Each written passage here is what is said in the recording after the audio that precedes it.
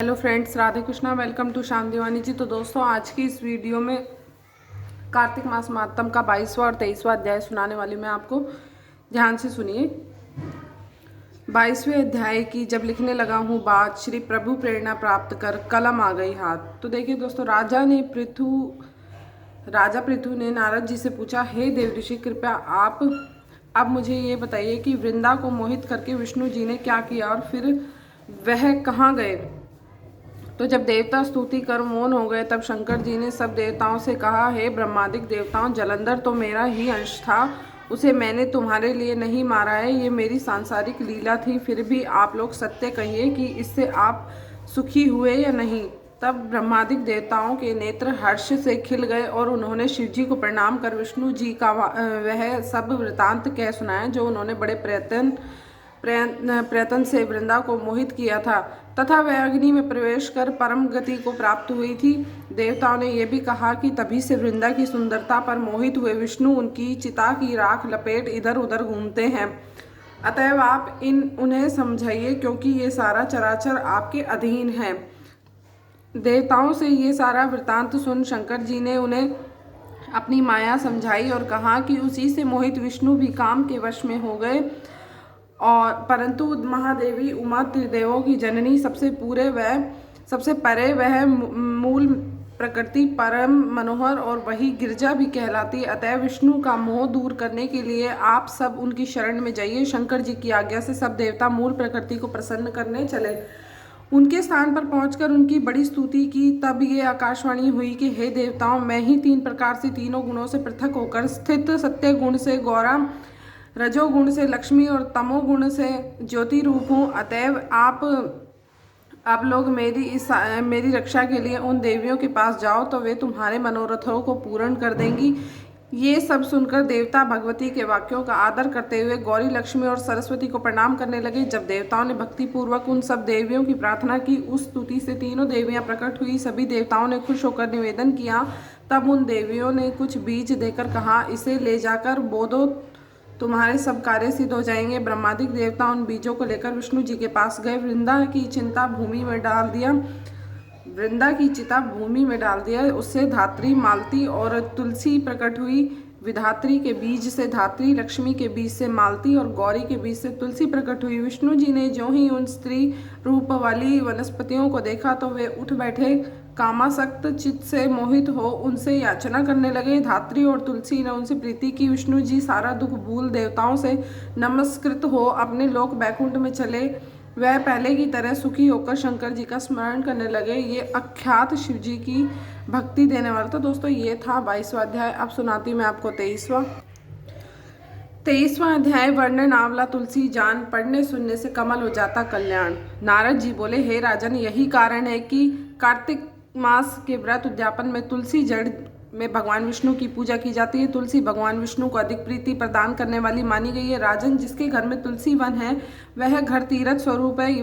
वहाँ यमराज के दूत नहीं आते। तुलसी का पौधा सदैव सभी पापों का नाश करने वाला तथा अभीष्ट कामनाओं को देने वाला है। जो श्रेष्ठ मनुष्य तुलसी का पौधा लगाते हैं, वे यमराज को नहीं देखते। नर्मदा का दर्शन, गंगा का स्नान और तुलसी वन का संसर्ग, ये तीनों एक समान कहे गए हैं। जो तुलसी की मंजरी से संयुक्त होकर प्राण त्याग करता है, वह सैकड़ों पापों से युक्त ही क्यों ना हो, तो भी यमराज उसकी ओर नहीं देख सकते। तुलसी को छूने से कामिक, वाचिक, मानसिक आदि सभी पाप नष्ट हो जाते हैं। जो मनुष्य तुलसी दल से भगवान का पूजन करते हैं, वह पुनः गर्भ में नहीं आते, अर्थात जन्म मरण के चक्कर से छूट जाते हैं। तुलसी दल में पुष्कर आदि समस्त तीर्थ, गंगा आदि नदियाँ और विष्णु प्रवृत्ति सभी देवता निवास करते हैं। राजन, जो मनुष्य तुलसी के काष्ठ का चंदन लगाते हैं, सहज ही मुक्ति प्राप्त हो जाती है और उन द्वारा किए गए पाप उनके शरीर को छू भी नहीं पाते। जहाँ तुलसी के पौधे की छाया होती है, वहीं पितरों की तृप्ति के लिए श्राद्ध करना चाहिए। जिसके मुख में, कान में और मस्तक पर तुलसी का पत्ता दिखाई देता है, उसके ऊपर यमराज भी दृष्टि नहीं डाल सकते।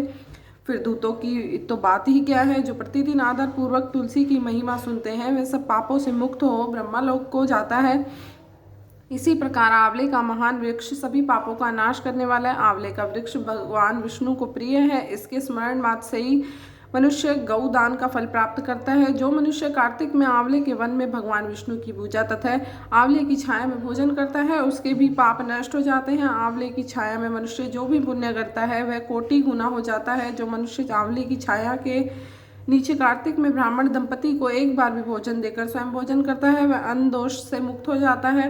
लक्ष्मी प्राप्ति की इच्छा रखने वाले मनुष्य को सदैव आंवले से स्नान करना चाहिए। नवमी, अमावस्या, सप्तमी, संक्रांति, रविवार, चंद्र ग्रहण तथा सूर्य ग्रहण के दिन आंवले से स्नान नहीं करना चाहिए। जो मनुष्य आंवले की छाया में बैठकर पिंडदान करता है उसके पितृ भगवान विष्णु के प्रसाद से मोक्ष को प्राप्त होते हैं। जो मनुष्य आंवले के फल और तुलसी दल को पानी में मिलाकर स्नान करता है उसे गंगा स्नान का फल मिलता है। जो मनुष्य आंवले के पत्तों और फलों से देवताओं का पूजन करते हैं उसे स्वर्ण, मणि और मोतियों द्वारा पूजन का फल मिलता है।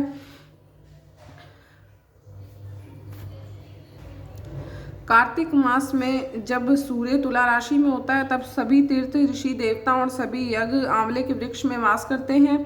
जो मनुष्य द्वादशी तिथि को तुलसी दल और कार्तिक में आंवले की छाया में बैठकर भोजन करता है उसके 1 वर्ष तक अन्न संसर्ग से उत्पन्न हुए पापों का नाश हो जाता है। जो मनुष्य कार्तिक में आंवले की जड़ में विष्णु जी का पूजन करता है उसे श्री विष्णु क्षेत्रों के पूजन का फल प्राप्त होता है। आंवले और तुलसी की महत्ता का वर्णन करने में श्री ब्रह्मा जी भी समर्थ नहीं है, इसलिए धात्री और तुलसी जी की जन्म कथा सुनने से मनुष्य अपने वंश सहित भक्ति को पाता है।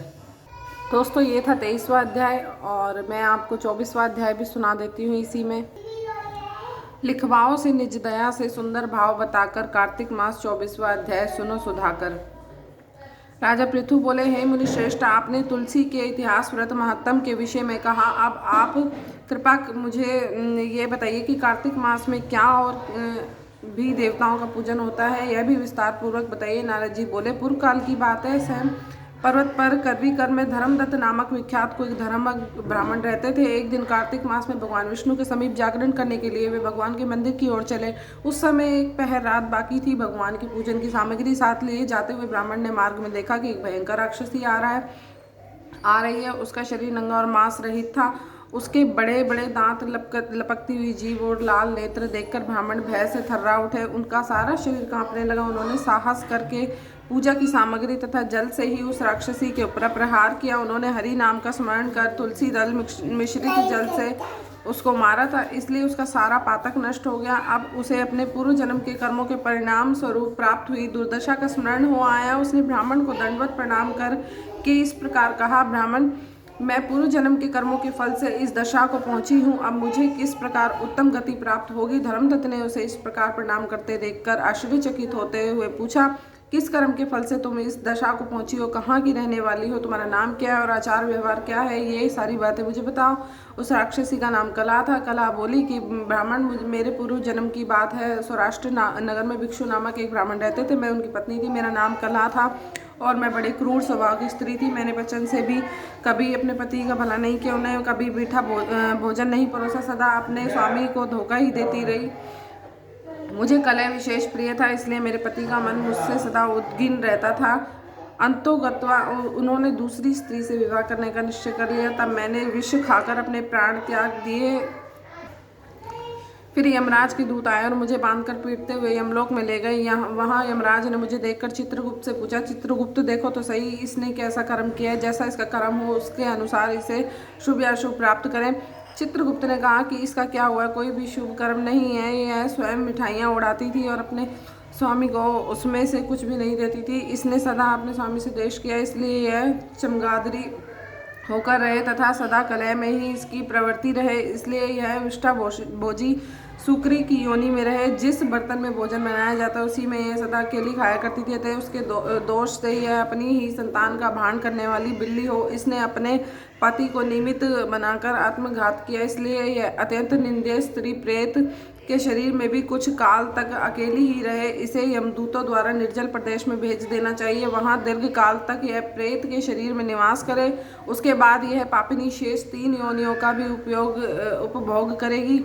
कला ने कहा कि विप्रह, मैं वही पापिनी कला हूँ। इस प्रेत शरीर में आए मुझे 500 वर्ष बीत चुके हैं। मैं सदैव भूख प्यास से पीड़ित रहा करती हूँ। एक बनिए के शरीर में प्रवेश करके मैं इस दक्षिण देश में कृष्ण और वेणी के संगम तक आई हूँ। जो ही संगम तट पर ओचित ही भगवान शिव और विष्णु के पार्षदों ने मुझे बलपूर्वक मनीय के शरीर से दूर भगा दिया। तब से मैं भूख का कष्ट सहन करती हुई इधर उधर घूम रही हूँ। इतने में ही आपके ऊपर मेरी दृष्टि पड़ गई। आपके हाथ से तुलसी मिश्रित जल का संसर्ग पाकर मेरे सब पाप नष्ट हो गए।